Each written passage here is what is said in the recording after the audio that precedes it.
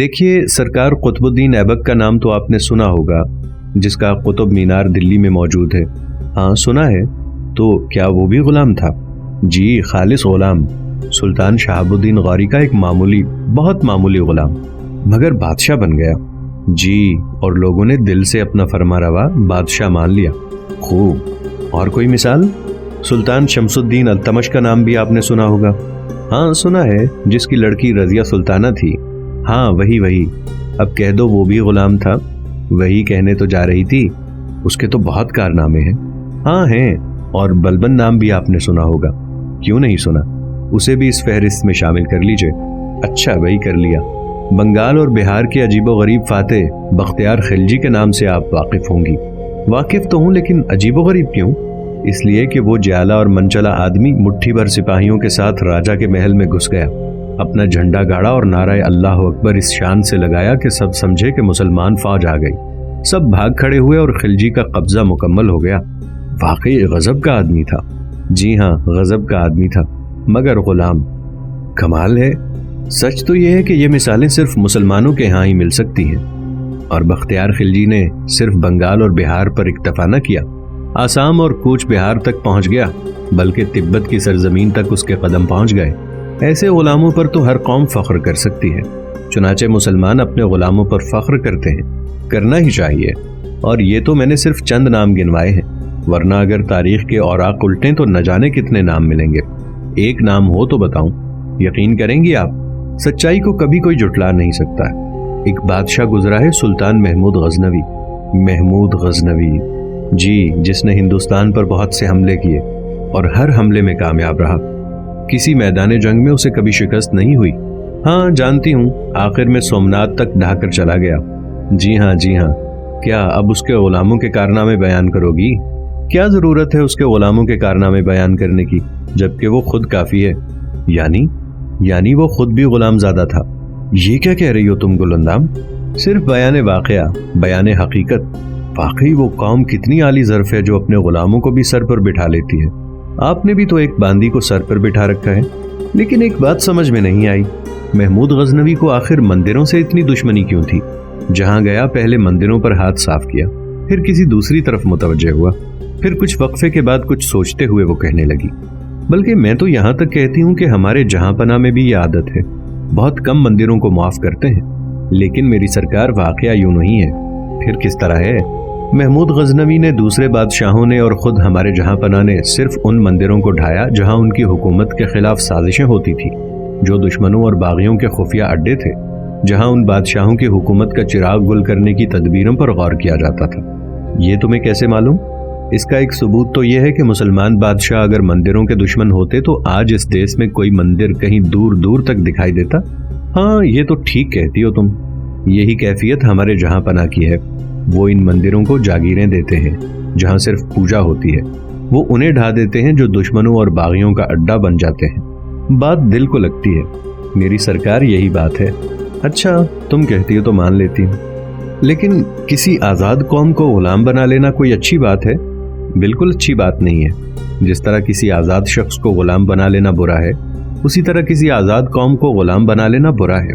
फिर लेकिन मुसलमानों ने खुद से किसी कौम को नहीं छेड़ा। खुद से नहीं छेड़ा? जी हाँ, और जब उन्हें छेड़ा गया तो वो बेशक मैदान जंग में उतरे, और इसमें कोई शुबा नहीं, मैदान जंग का फैसला आखिरी और कतई होता है। हाँ वो तो होता है, लेकिन क्या हर जगह यही हुआ? जी हाँ सरकार, हर जगह यही हुआ।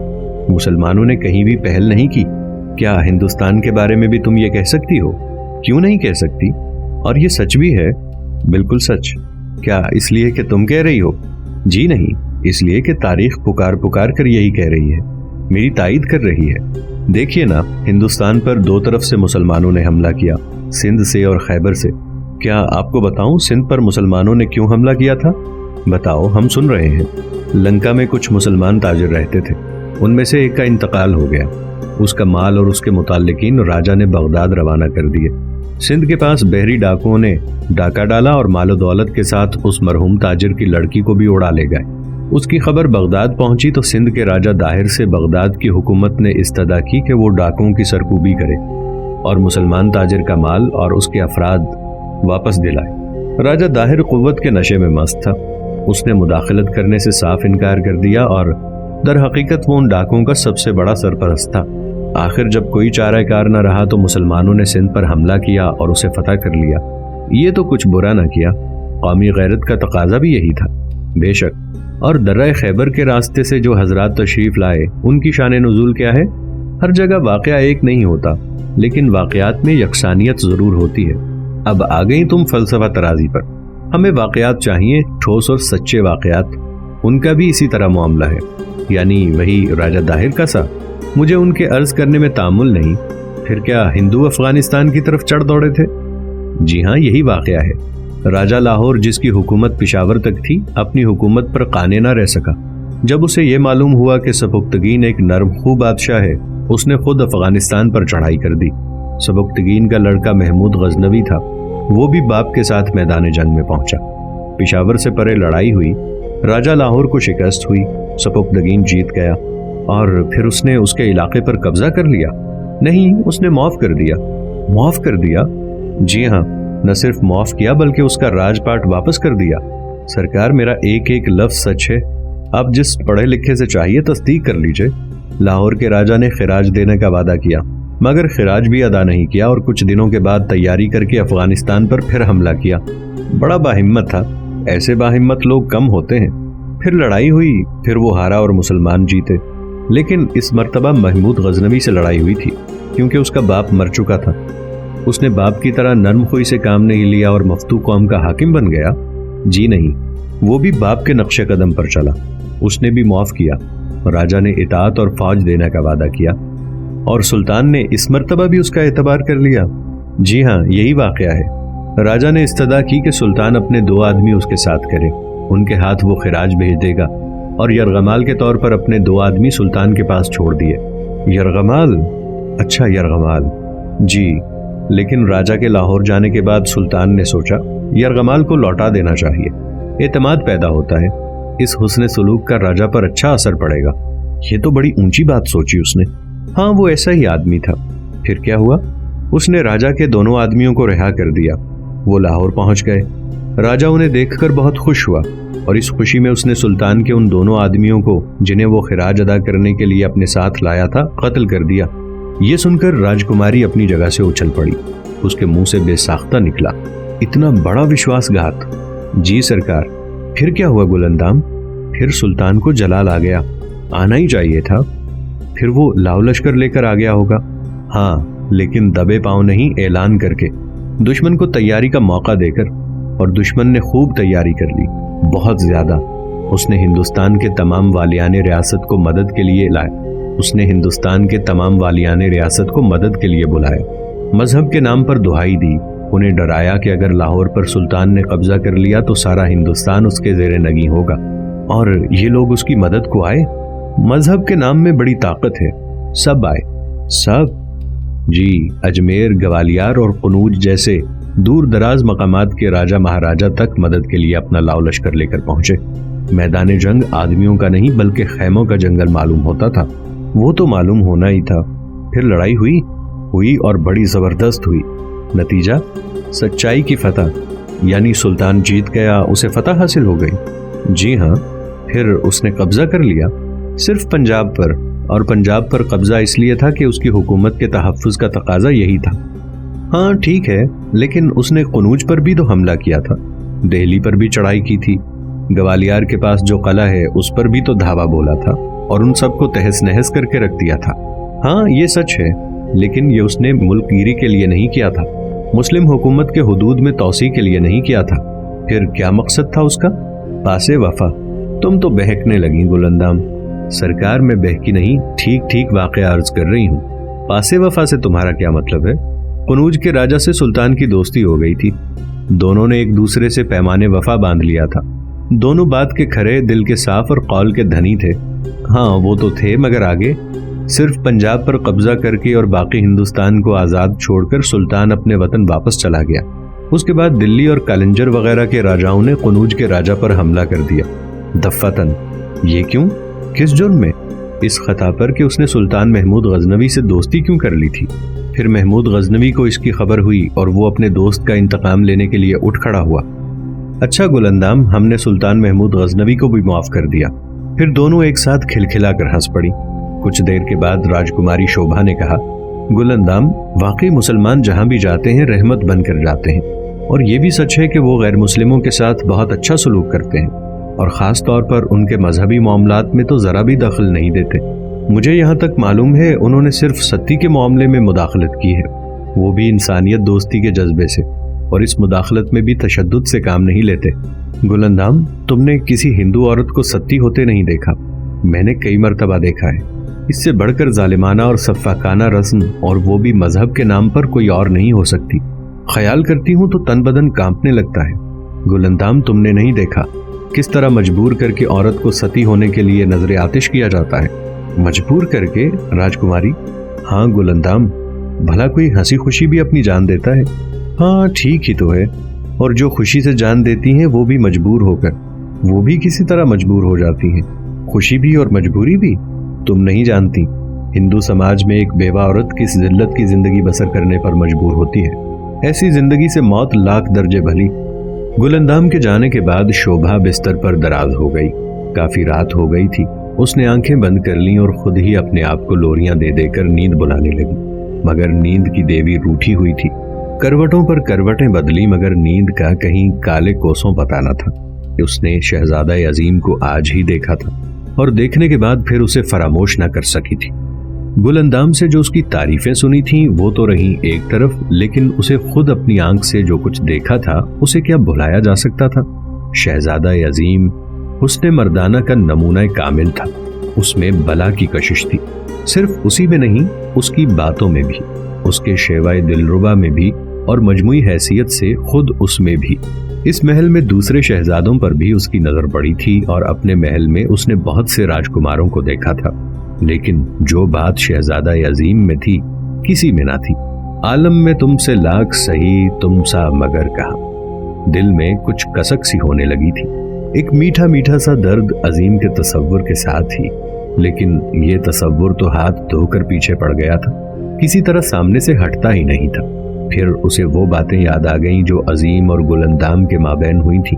उन बातों में कितना रस था, कितनी मिठास थी, कितनी बेतकल्लुफी थी, कितना खुलूस था, कैसी अपनायत थी। यकबयक वो चौंक पड़ी और उसने अपने आप से सवाल किया, मैं क्या सोच रही हूँ? एक गैर शख्स के बारे में, और गैर भी ऐसा जिसका धर्म भी जुदा। मुझे सोचने का क्या हक है? लेकिन मैं कब जानबूझकर ऐसा कर रही हूँ? मैं तो इस ख्याल को दिल से निकाल रही हूँ, मगर वो निकलता ही नहीं। क्या इसी को मोहब्बत कहते हैं? इसी तरह मोहब्बत करने लगते हैं लोग एक दूसरे से? क्या गुलंदाम ने आसिफ खान से इसी तरह मोहब्बत की थी? मैं नहीं जानती मोहब्बत क्या होती है, की हो तो जानूं, लेकिन उसके तसव्वुर से रूह में ताजगी और रानाई कहाँ से और क्यों बेदार हो जाती है? क्या होगा भगवान, क्या होगा? यहाँ का तर्ज ज़माना, बूदोबाद, यहाँ के अंदाज़ो उतवार, यहाँ के आदाब महफिल और आदाब खाना, यहाँ के रस्म व रिवाज, मुआशरत, तहजीब, तमद्दुन, हर चीज़ में मेरे लिए एक कशिश थी। मेरा ख्याल था कि काफ़ी अरसे तक अपने घर से दूर यहीं डेरा डाले पड़ी रहूंगी, लेकिन अब मुझे यहाँ से रुखसत हो जाना चाहिए। न जाने मेरे मुंह से कब क्या बात निकल जाए और उसका नतीजा क्या हो, लेकिन जाते जाते शहजादे की फरमाइश तो पूरी करती जाऊं, उन्हें अपने हाथ का पकवान खिलाती जाऊं। वो भी क्या याद करेंगे कि कुछ खाया था? शायद इसी बहाने, इसी सहारे उनके दिल के किसी गोशे में मेरी याद रह जाए। रात का बाकी हिस्सा इसी तरह करवटें बदलते गुजर गया, मगर नींद की देवी आज बिल्कुल ही रूठ गई थी। उसने न आना था न आई। सुबह हो गई, नींद तो नहीं आनी थी। अजान की आवाज सुनते ही वो बिस्तर से उठ बैठी, नहा धोकर पूजा पाठ से फारिग हुई और उसके बाद सीधी बावर्ची खाने में पहुंच गई। यहाँ मेहरियां पहले से मौजूद थीं और उन्होंने नाश्ते बनाने का सिलसिला भी शुरू कर दिया था, अपनी राय के मुताबिक। लेकिन शोभा ने अंदर दाखिल होते ही सब कुछ चलता कर दिया। आज तुम सबकी छुट्टी, हम खुद पकाएंगे अपने हाथ से सबके लिए, अपने हाथ से सब कुछ। एक मुंह चढ़ी मेहरी बोली, सरकार तो हम लोग किस मर्ज की दवा हैं, आप सिर्फ बता दीजिए, वैसे ही पक जाएगा जैसा आप चाहेंगी। शुक्रिया, लेकिन अपना काम अपने ही से होता है। लेकिन सरकार आप थक जाएंगी, क्या मैं तुमसे कमजोर हूँ? कमजोर तो नहीं है, लेकिन आप ठहरे राजकुमारी, और हमारा तो पेशा ही यही है। ये सब वाहियात बातें हैं। अच्छा ऐसा कीजिए, कोई एक चीज आप पका दीजिए, बाकी हम करेंगे। नहीं नहीं नहीं, तुम जाओ सब, इस अंदाज़े गुफ्तगू के बाद महरियों के लिए इसके सिवा क्या चारा कार न था कि चुपचाप बाहर आ जाएं। शोभा ने कई चीजें पकाई और बड़ी मेहनत से तैयार की। जब सारी चीजें तैयार हो चुकी तो गुलंदाम अंदर आई। उसे महरियों से सारा वाकया मालूम हो चुका था। उसने आते ही बलाएं लेते हुए कहा, मैं कुर्बान, ये आप क्या कर रही हैं सुबह से? शोभा पसीने में शराबूर हो रही थी। उसने कहा, लो भाई, सब कुछ तैयार हो गया, अब तुम जानो और तुम्हारी शहजादी। लेकिन कल तो आपने वादा किया था कि इस खाने नेमत में शहजादे का भी हिस्सा होगा, इतनी जल्दी भूल गई? हाँ, इतना सारा तो है, उन्हें भी एक थाल परोस कर दे आना। भाई, मेरे तो सर में दर्द हो रहा है, मैं चली। ये कहकर शोभा अपने कमरे में आकर लेट गई। मिजाज की इस तब्दीली पर गुलंदाम को कुछ हैरत हुई, लेकिन उसने ज्यादा गौर नहीं किया।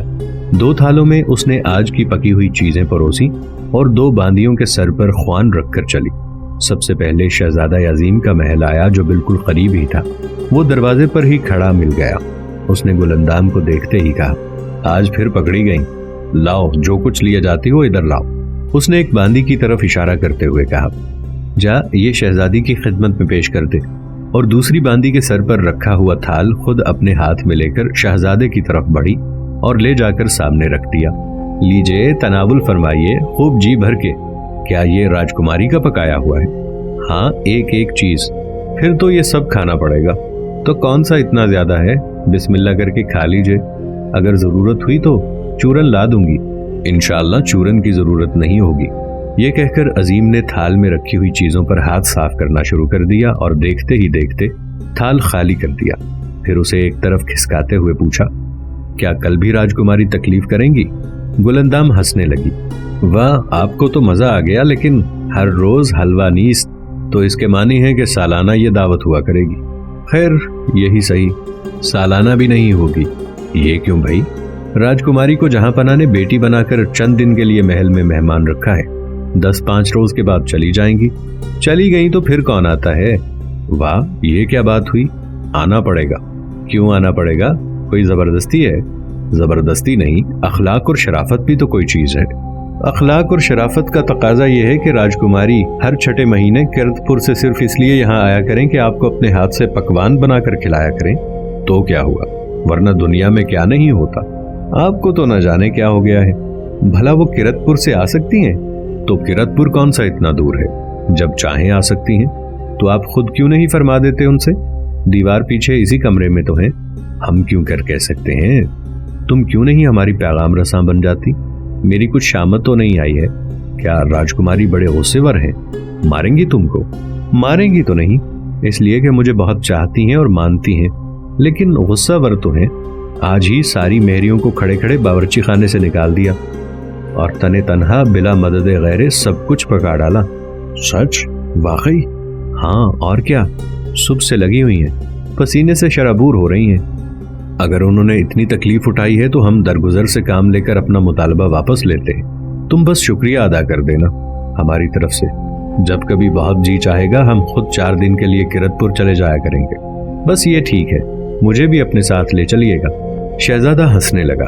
उसने कहा, बड़ी चालाक और होशियार हो तुम। और ये सारी बातें रोज़ने दर से लगी शोभा सुन रही थी। शोभा रोज़ने दर से लगी शहजादे को देख रही थी और बातें सुन रही थी। उसके दिल की उस वक्त अजीब कैफियत हो रही थी। ऐसा मालूम होता था जैसे वो इस जमीन की पस्ती से आसमान की बुलंदी की तरफ उड़ी चली जा रही है। उसका दिल जोर जोर से धड़क रहा था, लेकिन साथ नशातो मुसर्रत की अजीब कैफियत आ रही थी। जिंदगी में आज तक वो ऐसी कैफियत से आशना नहीं हुई थी। जब उसने गुलंदाम को थाल उठाकर शहजादे के कमरे से बाहर निकलते देखा तो जल्दी से अपने बिस्तर पर आकर दराज हो गई। जरा देर में गुलंदाम पहुंच गई। उसने कहा, राजकुमारी, हमारे शहजादा अजीम ने आपका बहुत बहुत शुक्रिया अदा किया है। अनजान बनती हुई शोभा बोली, शुक्रिया कैसा? इस खाने नेमत का जो आपने उन्हें भेजा था। मैंने तो नहीं भेजा था, तुम ले गई थी। शुक्रिया भी तुम्हारा ही अदा किया होगा। हाँ राजकुमारी, ले तो मैं गई थी, लेकिन पकाया तो मैंने नहीं था। तो क्या तुमने कह दिया कि मैंने पकाया था? और क्या ना कहती? क्या जरूरत थी? कह देती मेहरियों ने पकाया है। मुझे तो सिर्फ शुक्रिया मिला, उन बेचारियों को इनाम भी मिल जाता। वाह, करे कोई और इनाम पाए कोई और। हम इसके कायल नहीं हैं। अब आपकी तबीयत कैसी है? दर्द तो नहीं है सर में? बहुत है गुलंदाम, लाइए मैं दबा दूं। नहीं, इस तरह और बढ़ जाएगा। तो मैं हकीम साहब से कहती हूँ जाकर, वो कोई अच्छी सी दवा दे देंगे।